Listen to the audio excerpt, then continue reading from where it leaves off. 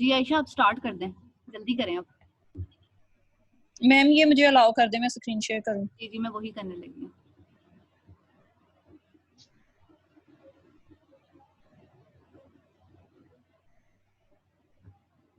बच्चों मेरे अब यहाँ पे स्क्रीन शेयर में अलाउ वाला ऑप्शन ही नहीं आ रहा। एक मिनट।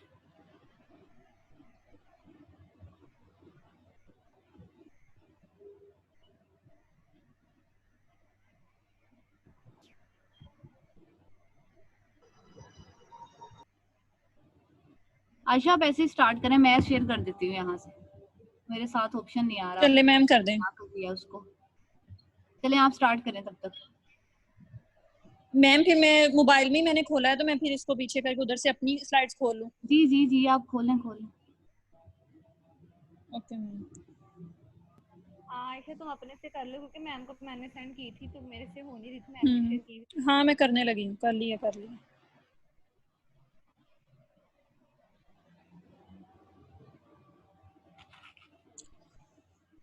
जी आयशा। मैम लगूंगी। अस्सलाम वालेकुम class, I am Ayesha Mubeen and my roll number is 72012. Today my topic is multimodal therapy. Multi modal therapy जो है ये हमारे पास साइकोथेरेपी की ही एक फॉर्म है, ठीक है। बिहेवियरल थेरेपी में ही इसको मतलब हम लोग कंसीडर करते हैं। साइकोथेरेपीज हमारी वो होती हैं, मतलब हमारे जो भी साइकोलॉजिकल प्रॉब्लम्स होते हैं उनको हम साइकोलॉजिकल मेथड्स, इंटरवेंशंस के जरिए ही उनको ट्रीट करते हैं। इसमें मतलब कोई भी अच्छा अजान हो रही है तो आप थोड़ा सा वेट। मैम 2 मिनट रुकूं? जी जी 2 मिनट रुक जाए आयशा। Okay ma'am. मैम उतनी देर ट्राई करें, शायद स्क्रीन शेयरिंग का ऑप्शन आ जाए मुझे।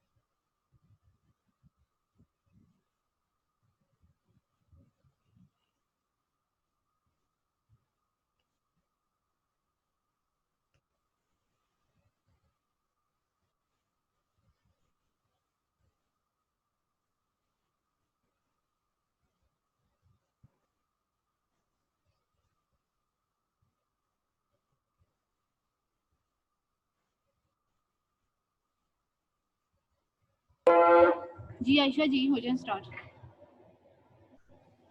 Okay ma'am. हाँ, साइकोथेरेपीज जो हमारे पास होती हैं, मतलब ये एक हम साइकोलॉजिकल इंटरवेंशंस या इसके जो मेथड्स होते हैं उनके जरिए हम अपने साइकोलॉजिकल प्रॉब्लम्स को ट्रीट करते हैं विदाउट मेडिकेशन। इसमें कोई मेडिकेशन यूज नहीं की जाती।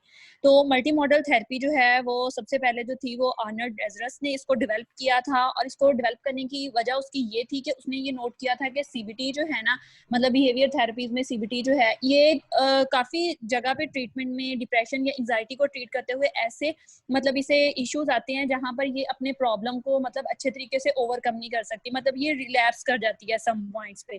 तो इसलिए जो था वो उन्होंने मल्टी मॉडल थेरेपी का आर्नल्ड डेजरस ने कॉन्सेप्ट दिया था कि ताकि पर्सनैलिटी के मतलब जितने भी हमारे प्रॉब्लम्स होते हैं उनके साथ ये फुली मीट करे, और मतलब हम लोग जो ट्रीटमेंट है उसको प्रॉपर तरीके से करें, कहीं भी मतलब कोई रिलैप्स ना करे।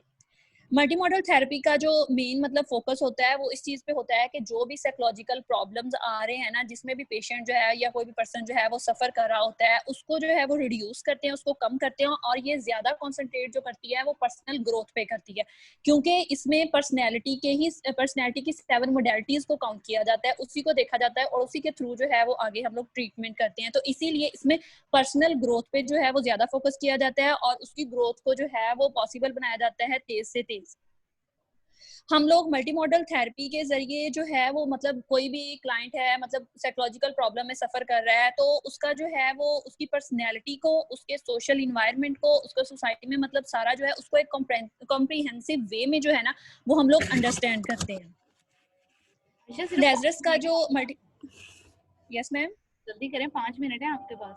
यस मैम लेजरस ने जो था वो मल्टी मॉडल थेरेपी के लिए जो पर्सनैलिटी की 7 मोडेलिटीज थी वो मुतारफ करवाई थी। उसने कहा था कि हमारी जो पर्सनैलिटी है ना वो इन 7 मोडेलिटीज की प्रोडक्ट होती है, जिसको उसने फर्स्ट वर्ड को लेके बेसिक आईडी का नाम दिया था, जिसमें सबसे पहले बिहेवियर हमारा आ जाता है, हमारा इंटरपर्सनल बिहेवियर, इंट्रापर्सनल बिहेवियर, दूसरों के साथ मतलब isolation, intimacy, each and everything मतलब इसमें आ जाता है। इफेक्ट्स में हमारे इमोशंस आ जाते हैं, चाहे वो एंगर के हों, चाहे सैडनेस के हों, या किसी के साथ अच्छे मतलब कोई भी डिप्रेशन, एंजाइटी, मतलब ये इसमें इफेक्ट्स में इमोशंस हमारे आ जाते हैं। सेंसेशन में हमारी जो है वो touch, smell, sight, hearing, taste, हमारे इल्यूजन्स, हेलुसिनेशन, ये सारी चीजें इसमें आ जाती हैं। इमेजरी में हमारी थिंकिंग इन पिक्चर आ जाती है, हमारा सेल्फ इमेज आ जाता है कि मतलब हम लोग अपने बारे में क्या सोच रहे हैं, ये सारा हमारा इमेजरी प्रोसेस होता है।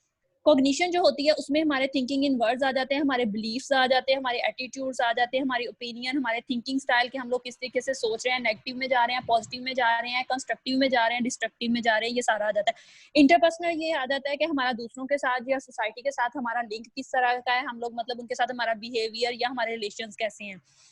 ड्रग एंड बायोलॉजी जो है इसमें हमारी मेडिकेशन, सब्सटेंस यूज आ जाता है, हमारी sleep, exercise, general health pattern हमारे आ जाते हैं, सारा कुछ मतलब ये इसमें आ जाता है जो हमारी फिजिक्स से रिलेटेड होता है।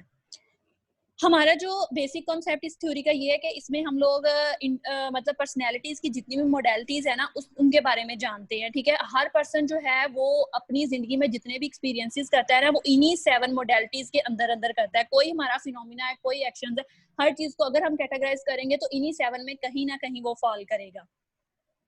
जो मल्टी मॉडल असेसमेंट में जो है ये प्रैक्टिशनर्स देखते हैं कि प्रॉब्लम कब से है, कैसे है, और जो मतलब क्लाइंट है उसकी प्रोफाइल पिक्चर्स कैसी है, और उस प्रोफाइल पिक्चर्स को ही लेके वो उसको आगे मतलब प्रमोट करके वो चेंज लाते हैं जो भी मतलब उसका प्रॉब्लम होता है उससे।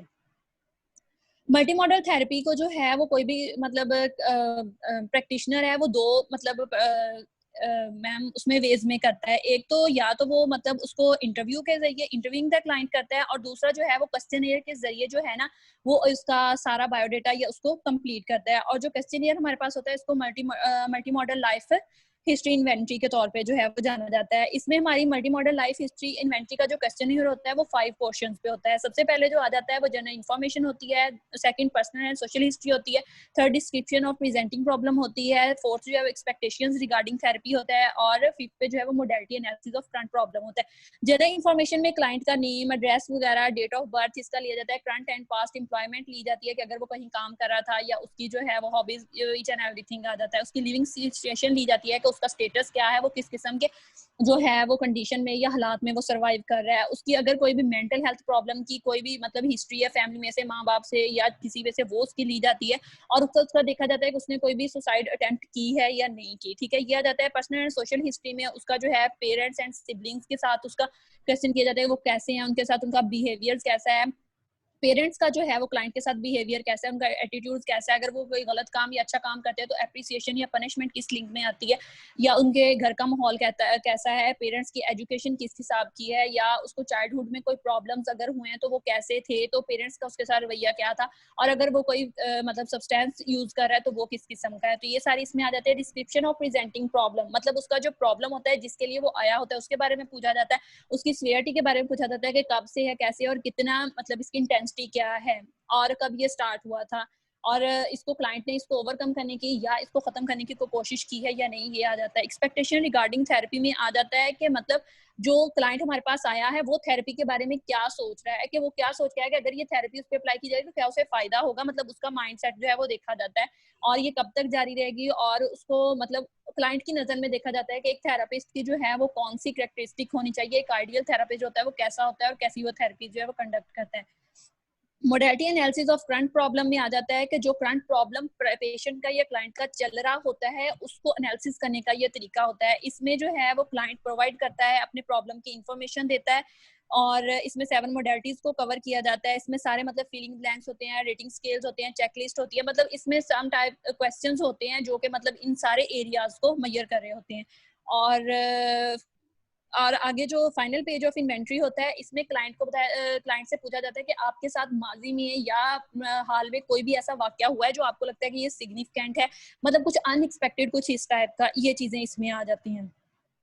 आगे बेसिक आईडी का मतलब उन्होंने बताया हुआ है कि अगर क्लाइंट में बिहेवियर में सिम्टम्स अगर आ रहे हैं, इनएबिलिटी टू वर्क है, सेक्सुअल इंपॉर्टेंस है, पाउटिंग एंड विथड्रॉल है, तो उसको काउंसलर जो है वो उसको ये इंटरवेंशंस देगा, मतलब ये थेरेपी जो है वो अप्लाई की सकती है, कर सकते हैं। Role playing of job interviewing आएगा, सेक्स थेरेपी आ जाएगी, असर्टिव ट्रेनिंग आ सकती है। अगर इफेक्ट्स की बात आ जाए तो हेल्पलेसनेस या डिप्रेशन, यूजलेसनेस, इस किस्म की जो है वो फीलिंग्स आती है, तो काउंसलर जो है उसके लिए मतलब sharing of feeling about control उसे सिखाते हैं, ठीक है। अवेयरनेस ऑफ एंगर उसे बताते हैं कि कैसे, और रिलीज ऑफ फ्रस्ट्रेशन के वो हेल्पलेसनेस की या इस किस्म की जो फीलिंग्स उसे आ रही हैं उनको कैसे ओवरकम करना है। अगर सेंसेशन में कोई मसला आ रहा है, मतलब टेंशन आ रही है, टायर्डनेस आ रही है, लेजीनेस आ रही है, तो काउंसलर की जो इंटरवेंशन होती है वो रिलैक्सेशन ट्रेनिंग होती है, क्योंकि टेंशन या टायर्डनेस इन सब चीज़ों का लिंक जो है वो हमारी रिलैक्सेशन से है, तो इसके लिए बेस्ट ये इनकी इंटरवेंशंस रहेंगी। इमेजरी में अगर कोई प्रॉब्लम आ रहा है, fantasies about famous artist, image of dying young, मतलब इस किस्म की नेगेटिव या पॉजिटिव दोनों में इमेजरी आ सकती है हमारी, तो इसमें जो है वो काउंसलर की कोशिश यही होगी कि वो इंटरवेंशन उसे वो देते हैं जिसमें वो पॉजिटिव वे में ही सोचे, मतलब नेगेटिविटी उसमें कोई ना हो। अगर कॉग्निशन में कोई प्रॉब्लम आ रहा है, अगर उसकी डिस्टॉर्शन आ रही है, तो उसको कॉग्निशन के हिसाब से इंटरवेंशन दी जाती है। अगर इंटरपर्सनल उसके रिलेशन दूसरों के साथ अच्छे नहीं आ रहे, वो अकेला रहा है, दोस्तों के साथ बातचीत नहीं करा, तो इसके हिसाब से जो है वो, अगर उसके मतलब अपने लाइफ पार्टनर के साथ अच्छे ताल्लुकात नहीं है, तो काउंसलर की इंटरवेंशन जो होंगी वो मैरिटल काउंसलिंग को इम्प्रूव करेगा और पैराडॉक्सिकल स्ट्रेटजी उससे देगा। अगर वो कोई सब्सटेंस यूज कर रहा है या उसको नींद मतलब बहुत ज्यादा आ रही है, खाता बहुत ज्यादा है या नहीं खाता, तो इस किस्म में भी जो है वो काउंसलर उसके हिसाब से उसे इंटरवेंशन देगा, एक्सरसाइज उसकी रूटीन की करवाएगा, स्टिमुलेट एनर्जी एपेटाइट देगा, और विटामिन सप्लीमेंट्स उसको सजेस्ट करेगा, और इस किस्म की जो है वो उसे इंटरवेंशन देगा। अगर हम लोग थ्योरेटिकल बैकग्राउंड इसका देखें तो इसमें classical conditioning, operant conditioning, social learning, theory, cognition, ये चीजें इसकी जो है वो यहाँ पे अप्लाई होती हैं, क्योंकि हमारी जो पर्सनैलिटी की डेवलपमेंट है या फिर हमारे जो इमोशनल प्रॉब्लम्स आते हैं उनको रिजॉल्व करने के लिए मतलब लर्निंग जो है एक प्री प्रोडक्ट के तौर पे काम करती है। हमारा बिहेवियर ही मॉडिफाई इसमें किया जाता है ना मल्टी मॉडल में, तो हमारी जो लर्निंग है, रीइंफोर्समेंट है, पनिशमेंट है, या फिर हमारी कॉग्निशन में जो प्रॉब्लम्स आ रहे होते हैं उनको इन्हीं चीजों के थ्रू जो है वो ओवरकम किया जाता है और ट्रीट किया जाता है। यस मैम, यही था। चलें जी, ठीक है। अच्छा बच्चों मेरी बात सुने, कल हम लोग एक्चुअली डिस्कस कर रहे थे आपका सिलेबस, तो मैं आपको ये बताने लगी थी कि आपको जब आप पढ़ रहे होंगे कोई भी अपना कॉन्सेप्ट पढ़ रहे हैं तो उसको अच्छी तरह से समझना है, ठीक है। ऑब्वियसली आपके इतने ज्यादा एमसीक्यूज होंगे तो वो तो आप लोग बाद में फैसला करेंगे कल का मॉक टेस्ट देने के बाद कि आपने फिजिकल एग्जाम देना है या आपने ऑनलाइन देना है। तो जो भी चीज है, 3 थेरीज हैं आपकी और बहुत ज्यादा इजी हैं, और इसीलिए उनको बहुत अच्छे से पढ़िएगा और कॉन्सेप्ट क्लियर कीजिएगा, ठीक है। Okay ma'am. और किसी ने कोई क्वेश्चन पूछना है तो जल्दी जल्दी पूछे, मेरी क्लास स्टार्ट होने वाली है। मैम आपने कल को थोड़े से इम्पोर्टेंट चीजें बताई थी, वो दोबारा जी मैंने इम्पोर्टेंट यूँ बताया था कि फॉर एग्जांपल अगर मैं आपको क्वेश्चंस दे रही हूँ तो फॉर एग्जांपल मैं आपको कोई केस दे सकती हूँ जिसमें मैं आपसे ये कह सकती हूँ, मतलब जो आपके क्वेश्चंस होंगे, जो 5 मार्क का आपके डिफरेंट क्वेश्चन 5 क्वेश्चंस आने हैं, उसमें मैं आपसे ये पूछती हूँ कि अगर ये केस है, मतलब उस केस के अंदर आपको सब कुछ बताया जाएगा, सब जैसे केस होता है बच्चों, एक जैसे केस फॉर्मुलेशन होती है, उसके बाद आपसे पूछा जाएगा कि इस केस के अकॉर्डिंग आप बताइए कि इनमें से ABCD मॉडल कैसे है, मतलब कि आप उसके एक्टिवेटिंग यूनिट्स को हाईलाइट करें, बिहेवियर कैसा उसने उसके अगेंस्ट किया, वो सब कुछ आपको केस के अंदर ही बताया हुआ होगा। आपने केस के अंदर से उन चीजों को फाइंड आउट करना होगा, ठीक है। तो इसी तरह हो सकता है कोई केस देके मैं कहूँ कि आप इसमें से क्या क्या बच्चों हम लोगों ने पढ़ा था, कोग्निटिव डिस्टॉर्शंस को फाइंड आउट करें, फिर इसी तरह हो सकता है कि मैं आपसे ये कह दूं कि आप इसमें से बच्चों जितनी भी थेरीज है, मतलब बिहेवियर थेरीज की डिफरेंट चीजें हो सकती हैं कि बताएं उसने इसमें से कौन सी स्ट्रेटेजी यूज की है। एमसीक्यूज भी इसी तरह के हो सकते हैं, तो इन सब चीजों को जहन में रखते हुए पढ़िएगा। फिर आपको याद है कि मैंने आपको डिफरेंट शीट्स दी थी ABCD मॉडल की, जिसमें मैंने कुछ एग्जांपल दी हुई थी, जिसमें ABCD तक उन्होंने फिल किया हुआ था और आपसे पूछा था आप इसको डिस्प्यूट किस तरह से करेंगे, याद है ना? तो इस यस तरह मैम। के क्वेश्चन आ सकते यस हैं। मैम। और इसके अलावा मैम MCQs कितने होंगे? बच्चों हम अब 2 पेपर बनाने के लिए कहा है उन्होंने, दोनों पेपर में हमें कहा है कि 50-50 MCQs बनाने हैं। मैम इतने ज्यादा? मैम कितने मार्क्स के? बच्चों 25 मार्क्स के MCQs और 25 मार्क्स के क्वेश्चन हैं आपके। 50 मार्क्स का मैम मैम आपका क्या टाइम? ख्याल है? 50 मार्क्स का पेपर है और 50 मार्क्स को बाद में राउंड अबाउट कर देंगे आपके 30 मार्क्स पे आई थिंक। बच्चों टाइम मुझे लगता है कि ज्यादा ही देंगे आपको, वो तो अब आहिस्ता आहिस्ता आपको पता लग जाएगा। लगता है ज्यादा टाइम देंगे क्योंकि इतने कम टाइम में तो नहीं आपका 50 मार्क्स का पेपर होने लगा, 1 घंटे में, 2 घंटे में यस हो मैम, जाएगा। इसमें तो सोचने वाला काम है। अगर केस वगैरह आप देंगे टाइम लगता है देखने नहीं में, बच्चों मुझे तो लगता है कि ऐसे तो 2 टाइम। घंटे तो देंगे आपको। तो आज मैम बच्चों मुझे आपको मैं लगता है कि कैसे 1-2 दिन में ना आपको ना बता देंगे, वो कंफर्म करके ना यूनिवर्सिटी जो भी है डिसीजन लेती है, तो 1-2 दिन में शायद आपको पता लग जाए। अभी तो आप कल के मॉक टेस्ट चला करें, आपका मॉक टेस्ट अच्छा हो। बल्कि मेरी तो दुआ है कि थोड़ा साइकोलॉजी से रिलेटेड हो, ताकि आपको थोड़ा करने का आइडिया हो जाएगा कि वो किस तरह से दे रहे हैं। अच्छा बच्चों, मैम और आपके इसके क्या ख्याल में हमें फिजिकल देना चाहिए कि ऑनलाइन हम दे लें? बच्चों ये अब कल का टेस्ट देने के बाद सोचिएगा, क्योंकि चले पहले तो इशू थे, अब कल पता नहीं क्या होगा, वो कल के बाद आप सोचिएगा आपको क्या सही लगता है। अच्छा बच्चों, इसके साथ अब यहाँ पे अगर मैं ये कह रही हूँ कि मैं इस तरह के क्वेश्चन दूंगी केसेस वाले, तो सब क्वेश्चन सिर्फ केसेस वाले नहीं होंगे, उसके अंदर कोई इस तरह के क्वेश्चन भी हो सकते हैं जिसमें मैं आपसे पूछ सकती हूँ जी कौन कौन सी टेक्निक्स पढ़ी हैं बच्चों, हमने ढेर सारी टेक्निक्स पढ़ी हैं। फॉर एग्जाम्पल मैं आपसे कह सकती हूँ जी सिस्टमेटिक डिसेंसिटाइजेशन को ब्रीफली डिस्क्राइब करें, तो आप उसको जैसे बुक में लिखा होता है तो उसके सारे पार्ट्स वगैरह बताएंगे, कौन कौन सी स्ट्रेटजीज यूज करते हैं, इस तरह से, ठीक है? Yes ma'am. मतलब इस तरह के भी क्वेश्चन होंगे, उस तरह के भी होंगे, तो आप ये सारी चीजें माइंड में रखते हुए पढ़िएगा, ठीक है? And best of luck. Thank you फिर मैम। थैंक यू सोचिएगा मैम। कि आपने कैसा टेस्ट देना है, वो तो कल का मॉक टेस्ट देने के बाद आप डिसाइड कीजिएगा। ओके बच्चों, अल्लाह हाफिज। और जिनकी बच्चों अब आज या कल तक या 1-2 दिन तक आपकी डेट शीट होप्स आपको मिल जाएगी। अभी तो आपकी क्लासेस चल ही रही हैं, जब से वो कहेंगे कि क्लासेस नहीं होंगी तो तब आपको 1 दिन पहले बता दिया जाएगा। कल वैसे क्लासेस आई थिंक नहीं होंगी क्योंकि कल 14 अगस्त है, लेकिन इस पे कायम नहीं रह जाना, अभी पता नहीं है। ओके बच्चों, अल्लाह हाफिज। Okay ma'am. अल्लाह हाफिज मैम।